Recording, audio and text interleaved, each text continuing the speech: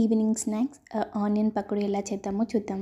First సన్నగా chop చేసుకున్న onions తీసుకొని తగినంత శనగపిండి తీసుకోవాలి. శనగపిండి 1 కప్ మెజర్మెంట్ అలా శనగపిండి తీసుకోండి.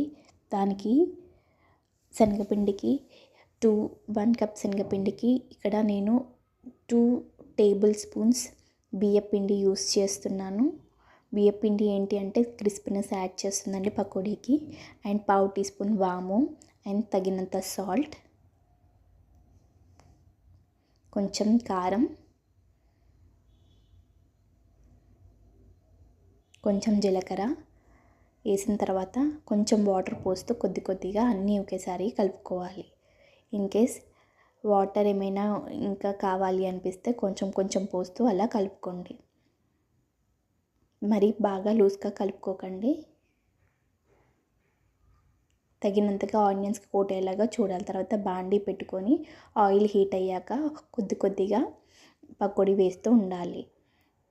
ఫ్లేమ్ మాత్రం మీడియం ఫ్లేమ్లో పెట్టుకొని వేసుకోవాలి పకోడీస్. హై ఫ్లేమ్లో పెట్టుకుంటే మాడిపోతాయి. కొద్ది కొద్దిగా వేస్తూ పకోడీ ఈవెన్గా లైట్ గోల్డెన్ బ్రౌన్ కలర్లో వచ్చేలాగా ఫ్రై చేసుకోవాలి. ఫ్రై చేశాక చిన్నగా పెట్టి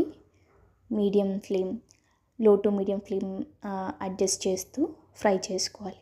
తర్వాత ప్లేట్లోకి తీసుకుంటే వేడి వేడి evening snack onion pakodi ready. మీరు ట్రై చేస్తే నాకు కామెంట్ సెక్షన్లో చెప్పండి. Please subscribe to my channel.